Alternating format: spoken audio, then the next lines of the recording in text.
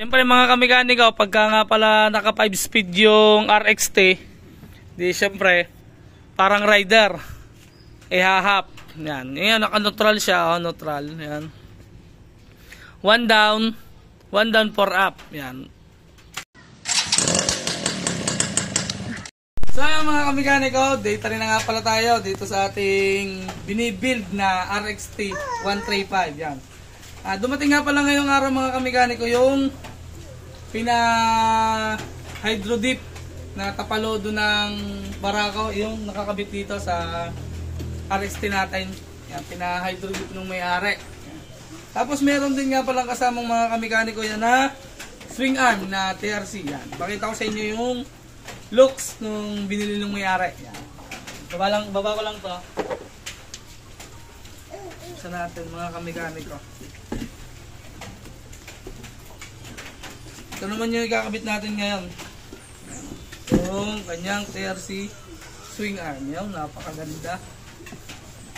Yan, garnay ang kanyang itsura. Ito yung ilapay ko naman. Para makikita nila. Napakaganda mga kamekaniko. Yes. Ay nga pala ay plus 3 daw. Sabi nung may-ari. Rin nakakabit sa kanya na APR ay plus 4. Yan. Kakabit lang natin to mga kamekaniko. Tsaka ring mga panel niya. Meron pa tayong panel dito. Ito pakita mo sa kalilo.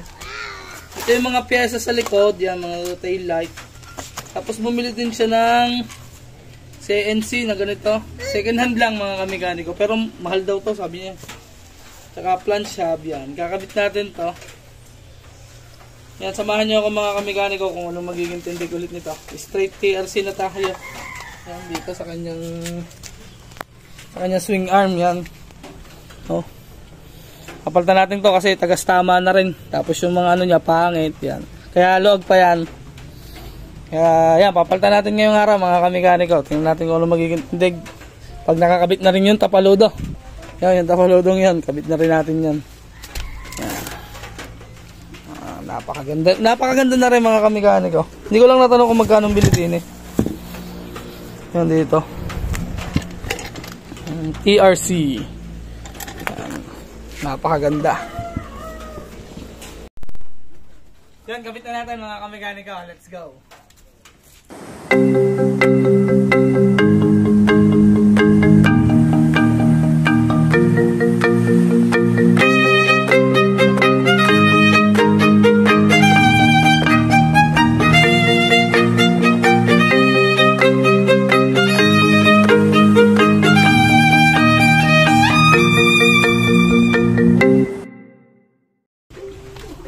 Pakita ko sa inyo mga kamekaniko yung ginawa kong bracket doon sa kanyang shifter, kaya napakalawang tanggalin.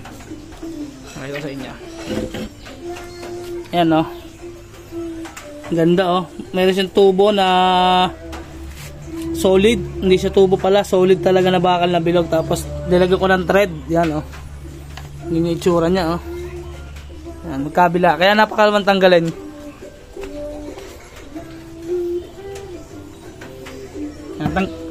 Tanggalin lang ulit tayo mga kamekaniko.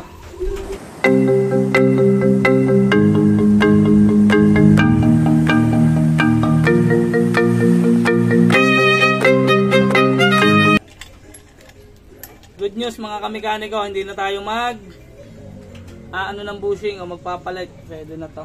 Sakto na siya. Kabit na lang natin.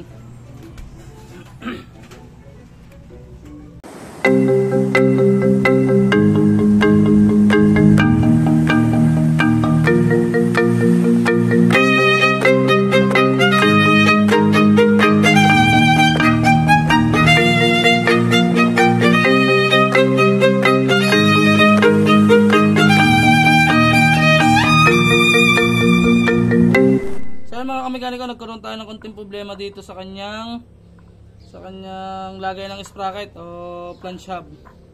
Kasi yung spacer kapos. Yan, kapos siya dito. Pakinggan niya. Yan, naangat siya. Yan, naangat. Dapat kasi pagka pinalsak nyo yun dyan, dapat alahado siya sa bearing. Tapos nakaupo din doon sa loob na bearing yan. Ngayon, may washer ako dito. Yan, lagyan natin ng washer dito. Pero hindi ko basta lalagay yan dyan. I-welding natin yan dito. Pakikita ko lang sa inyo. Yan, yan dapat ganyan siya. Oh. Walang kakalog-kalog. Oh. Ano. Hindi nakakalog. Dahil pagka walang washer, nakakalog siya. Yan.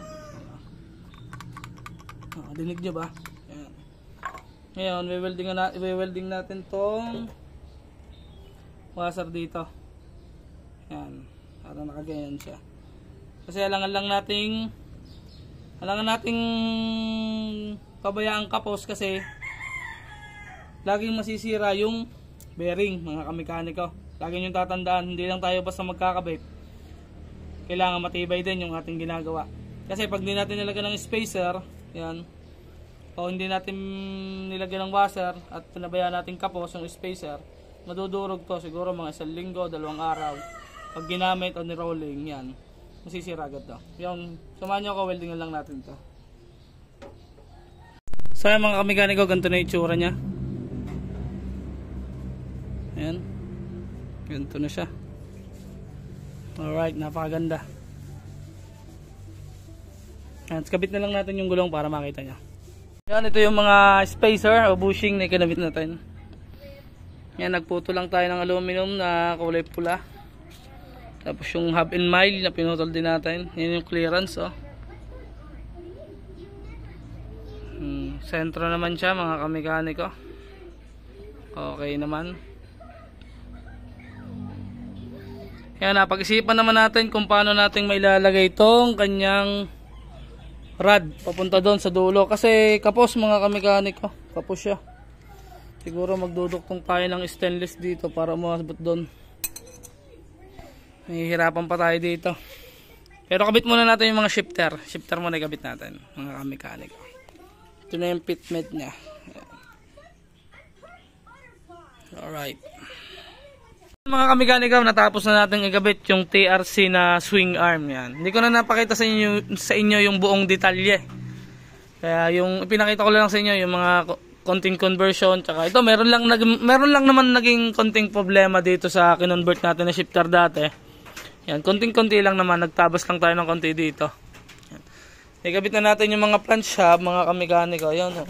Tingnan nyo yung flange hub nya, napakaganda. Yan, naikot na rin yung gulong. Yung nabubulol pa. Yung tapalodo sa likod, yan, ikabit na rin natin. Yun na yung naging tindig nya. Yan, napakaganda ng swing arm. Mas bumagay siya ngayon kasi bago yung swing arm niya, TRC. Yan, napakaganda. Hindi gaya nung dati. Yan. Nagkabit lang tayo ng mga washer dito. Yan, oh. Lock washer kasi masyado mahaba yung ehe.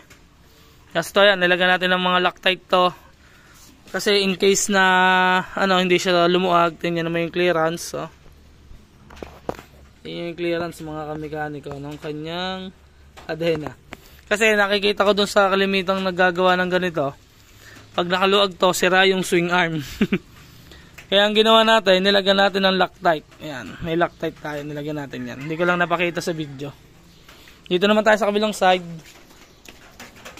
Ayan. Ayan. Kinabit na rin natin yung CNC na brake panel. Yan. Dito, ito yung hindi ko napakita sa inyong conversion. Kasi yung binili niyang brake rod sa ilalim ay kapos. Yan, ito. O yung parang pinaka-stopper niya. Kapos siya sa swing arm. Kaya ang ginawa natin yan, nagduktong tayo. Kita nyo yung dinuktong natin. Stainless. Yan o. Dinuktongan natin siguro ng mga 2.5 inches. Yan o. 2 inches yan.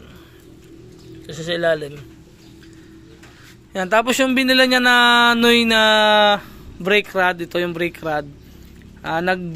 Cut lang tayo dito. Ayan, kita nyo yung spot. Hindi ko na pinakita sa inyo yung mga detalye. Kinat ko lang. Kasi yung dati ay plus 4. Pang plus 4 to. Tapos, iba din yung brake arm niya dati. Yung Takigawa na nakaganon, yung nakabend. Sabi nung may-ari, ikabit ko daw rin kasama na ng brake panel. Na Takigawa din naman. Ayan. Napakaganda. Nagana na rin yan mga kamekaniko. Napakaganda ng preno niya. Konting-konti lang. Konting-konti lang ang preno niya. Talagang napakalakas. Oh. Di ba? Tapos yan, yung mga spacer naman yan, dati na natin inilagay. Yan, ayun yung dati natin binili. Saka ito, binili din natin to. Yung spacer na yan. Para pula. Ayan, medyo may contrast naman ng konti. Maganda-ganda naman siya. Bali, ito nga pala ay malapit-lapit na rin mabuo. Pero marami pa tayong ikakabit mga kamikaniko. Yun o. Tulad nung buong unang yon mga kamikanito. Nabubulol na naman tayo. Tulad na rin unang aray mga kamikaniko ka. Yan, buong unang yan. Magkakabit tayo ng aluminum na T-post. Yan, mangyayari, magpuputol na naman tayo dito. Kasi nga kakabit natin yung light 10 na aluminum. Puputulan ulit natin tong inner. Yan, tapos yung kulay pula na headlight bracket, siguro lalightin din natin. Yan. Yun lang naman. Tapos yan, magwawiring. Yun nga pala aray, pinakukuha ng may-ari. Aring makina niya at aray ay naka ano na nga pala aray dati. Ngayon naka 6 speed, 5 speed. Ngayon gagawin 6 speed. Yan, tatanggalin na ring makina at dadalhin daw niya. Ewan ko ba kung saan dadalhin. Makikita ko sa inyo na ito ay naka 5 speed na siya na transmission. Yan. Hindi na kontento yung may-ari. Sabi, gagawin daw 6 speed. Yan. Pakita ko sa inyo na naka 5 speed na to mga kamekanika. Nakalata nyo yung niloloko ko kayo. Yan. Pakita ko sa inyo.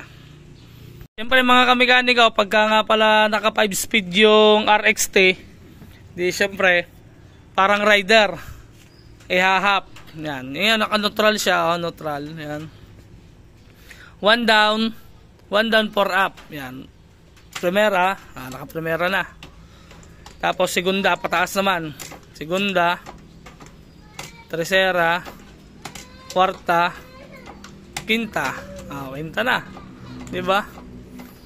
Mangyayari, ang pabawas naman, hindi pababa naman, kwarta, tercera, segunda, primera. Primera na. Pag nag-neutral kayo, neutral. Kaya nga ito lang na konti. Neutral. Napakaganda. Tapos nga pala, sabi nga ng may-ari, di kakalagin ulit natin na rin. At ewan ko ba kung saan dadalhin. At isaswap daw yung transmission sa 6 speed naman. Di gusto na may-ari kayo na, hindi yun. Para upgrade daw yung kanyang motor.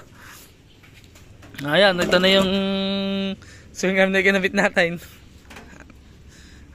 Mga kamekanika, dito na yung gagawin natin part 3. Yan, nagkabit na natin yung swing arm. Tapos yan, napakita ko sa inyo na 5 speed pala aray. Salamat sa mga nanonood at lagi nyo subaybayan yung ating pagbibuild dito sa RXT 135 na tigang mahingan. Ayan, hanggang din na lang mga kamekanika. Peace out!